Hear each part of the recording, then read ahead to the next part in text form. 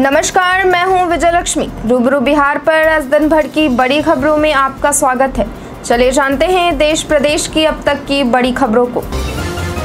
NTA ने UGC net परीक्षा की नई तारीखों का ऐलान कर दिया है। 21 अगस्त से 4 सितंबर के बीच इस बार परीक्षा ऑनलाइन कराई जाएगी। दरअसल इसी महीने की 18 तारीख को हुई यूजीसी नेट की परीक्षा पेपर लीक के संकेत मिलने के बाद शिक्षा मंत्रालय ने रद्द कर दी थी। एनटीए ने शुक्रवार देर शाम को परीक्षा की तारीखों का नोटिफिकेशन जारी किया। दिल्ली में तैनात सभी वरिष्ठ अधिकारियों की छुट्टी रद्द कर दी गई है।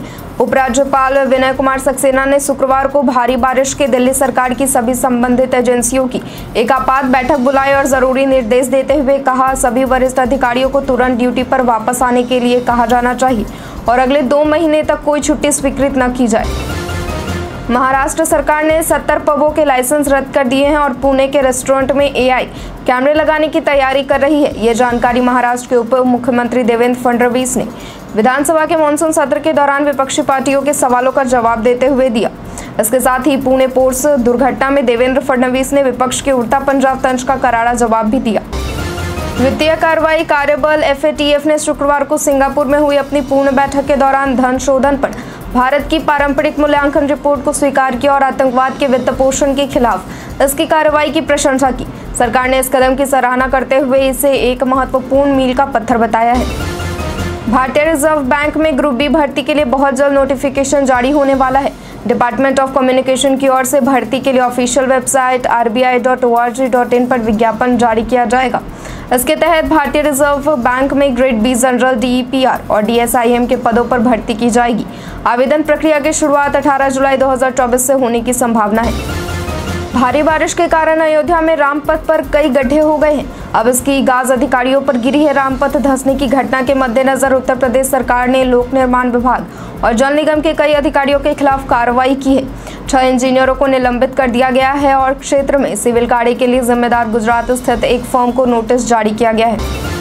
महाराष्ट्र के महालेखाकार की ओर से चौंकाने वाला खुलासा हुआ है। इसमें कहा गया है कि मुंबई के अंधेरी स्थित क्षेत्रीय परिवहन कार्यालय ने बीते वर्ष फर्जी ड्राइविंग लाइसेंस टेस्ट के आधार पर 76,000 ड्राइविंग लाइसेंस जारी कर दिए।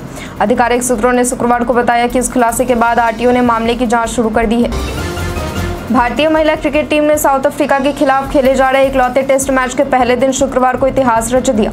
टीम इंडिया ने दिन का अंत 4 विकेट खोकर 525 रनों के साथ किया। ये महिला टेस्ट क्रिकेट में एक दिन में बनाया गया सबसे बड़ा स्कोर है। इसी के साथ टीम इंडिया ने साउथ अफ्रीका पर शिकंजा कस लिया है। चालू वित्त वर्ष की अप्रैल मई अवधि में देश का लौह अयस्क उत्पादन 4% बढ़कर 5.2 करोड़ टन रहा। अस्थायी आंकड़ों के अनुसार पिछले वित्त वर्ष की इसी अवधि में देश का लौह अयस्क उत्पादन 5 करोड़ टन हुआ था।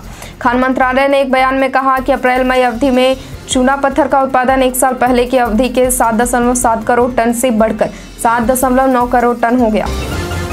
सरवड़ी वाघ और अभय वर्मा स्टारर मुंजा ने बॉक्स ऑफिस पर खूब धमाल मचाया है। हॉरर के साथ कॉमेडी के तड़के वाले इस फिल्म ने दर्शकों को बेहद एंटरटेन किया है और इसी के साथ उस फिल्म में बॉक्स ऑफिस पर छप्पर फाड़ कमाई की है। हालांकि प्रभास दीपिका पादुकोण स्टारर कल्कि 2898 AD की रिलीज के बाद से मुंजा की कमाई में काफी गिरावट आई है। झारखंड के पूर्व मुख्यमंत्री हेमंत सोरेन को हाईकोर्ट ने शुक्रवार को रांची जमीन घोटाला मामले में जमानत दे दी है। सोरेन के रिहा होने पर जेएमएम के नेता और कार्यकर्ताओं में खुशी की लहर है। ऐसे में हेमंत सोरेन के समर्थकों ने रांची में उनके बड़े बड़े पोस्टर लगाए हैं जो चर्चा का विषय बना हुआ है। पोस्टर में हेमंत सोरेन की तस्वीर के साथ लिखा गया है कि साजिशों के खेल का हुआ अंत, आ गया हेमंत। कांग्रेस की आंध्र प्रदेश इकाई के पूर्व अध्यक्ष डी श्रीनिवास का 76 वर्ष की उम्र में शनिवार को निधन हो गया। श्रीनिवास के पुत्र और निजामाबाद से सांसद डी अरविंद ने उनके निधन की सूचना दी। श्रीनिवास 2004 और 2009 के विधानसभा और आम चुनावों के दौरान प्रदेश कांग्रेस कमेटी के अध्यक्ष थे। वह पूर्व मुख्यमंत्री वाईएस राजशेखर रेड्डी की कैबिनेट में मंत्री भी थे। सरकार की तरफ से पीपीएफ और सुकन्या जैसी स्मॉल सेविंग स्कीम में इन्वेस्ट करने वालों को वित्त वर्ष 2024-25 की दूसरी तिमाही के लिए ब्याज दर में किसी प्रकार का बदलाव नहीं किया गया। 1 जुलाई 2024 से शुरू होने वाली तिमाही के लिए अलग अलग स्मॉल सेविंग स्कीम पर ब्याज दर को पुराने स्तर पर बरकरार रखा गया है। बिहार में पिछले 9 दिनों में 5 पुलों के गिरने की घटना सामने आई है। इसको लेकर बिहार विधानसभा में विरोधी दल के नेता तेजस्वी यादव ने सोशल मीडिया के माध्यम से बिहार सरकार पर निशाना साधा है। तेजस्वी ने अपने एक्स हैंडल पर लिखा, बधाई हो, बिहार में डबल इंजन सरकार की डबल ताकत से महज 9 दिन में केवल और केवल मात्र 5 पुल ही गिरे हैं। नेपोटिज्म की कहानी पर आधारित वेब सीरीज शो टाइम का ऑडियंस इंतजार कर रहे हैं, जिसमें इमरान हाशमी, मौनी रॉय, महिमा मकवाना जैसे कई स्टार्स परफॉर्मेंस करते नजर आने वाले हैं। इसी बीच शो मेकर्स ने ऑडियंस की एक्साइटमेंट बढ़ने के लिए अनाउंसमेंट करते हुए ट्रेलर रिलीज कर दिया है, जिसके बाद फैंस की खुशी दुगनी हो गई है। कर्नाटक में बीजेपी के नेताओं ने शुक्रवार को कांग्रेस सरकार के खिलाफ जमकर विरोध प्रदर्शन किया।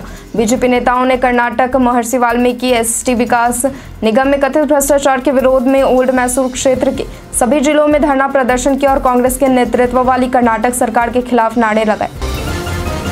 व्हाट्सएप यूजर्स के लिए बड़ी खुशखबरी है। कंपनी ग्रुप चैट्स के लिए एक जबरदस्त फीचर लेकर आई है।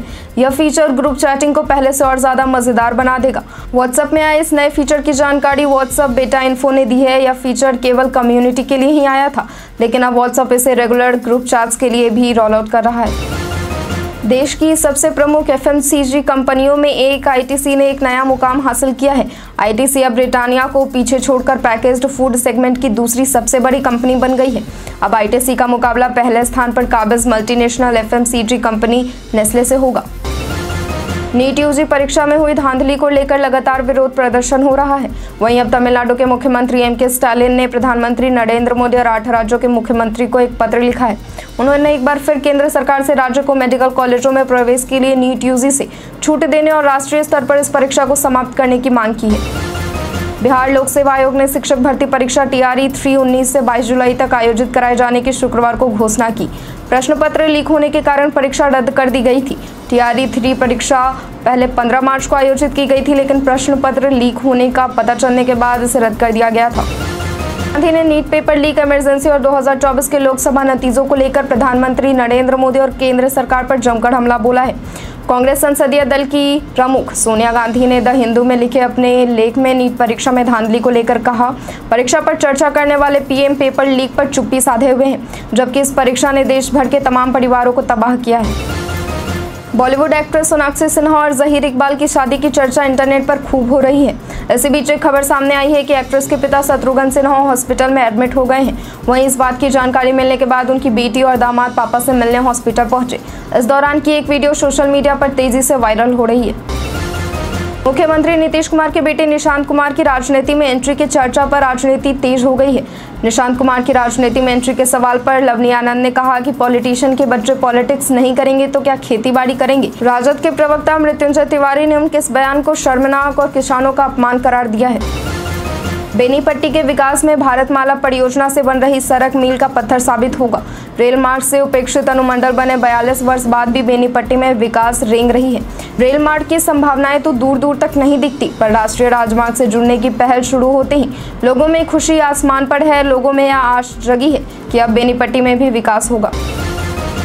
बिहार संस्कृत शिक्षा बोर्ड द्वारा ली जाने वाली मध्यमा परीक्षा में शामिल होने वाले छात्र छात्रा परीक्षा फॉर्म भर सकेंगे। इसको लेकर जिले के सभी प्रस्तावित एवं प्रस्वीकृत संस्कृत विद्यालयों में तैयारी की जा चुकी है।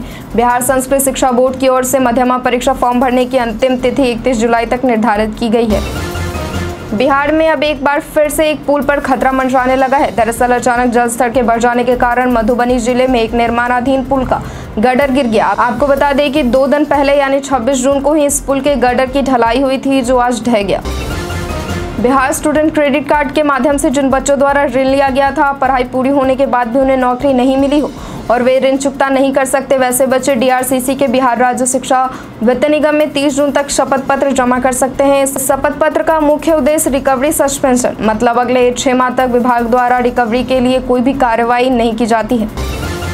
अखिल बिहार शतरंज संघ के तत्वाधान में लखीसराय के नगर भवन में शुक्रवार को बिहार राज्य सीनियर स्टेट चैंपियनशिप प्रतियोगिता हुई, जिसमें पटना के रियान मोहम्मद ने इतिहास रचते हुए 9वें चक्र में 9 मैच जीतकर प्रतियोगिता जीत ली।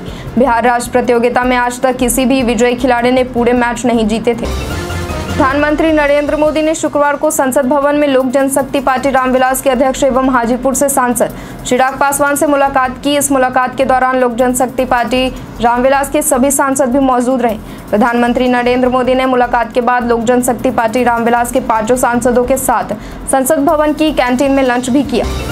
परसरमा से अररिया तक प्रस्तावित 4 लेन सड़क परियोजना को ग्रीनफील्ड बनाने के संबंध में ऊर्जा मंत्री विजेंद्र प्रसाद यादव ने केंद्रीय मंत्री सड़क परिवहन और राजमार्ग मंत्रालय नितिन गडकरी से मिलकर एक ज्ञापन सौंपा।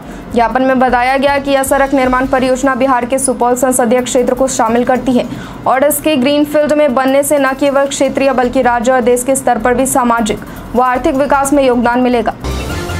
आज के लिए इतना ही। जिन लोगों ने हमें कमेंट किया था उनका नाम है राणा कमलेश, भवानी प्रसाद, कौशलेंद्र कुमार, विनोद यादव, गौरव कुमार। अब बढ़ते हैं आज के सवाल की ओर। आज का सवाल है कि आप किस सोशल मीडिया प्लेटफॉर्म का सबसे अधिक इस्तेमाल करते हैं? अपना जवाब हमें कमेंट बॉक्स में लिखकर ज़रूर दें। धन्यवाद।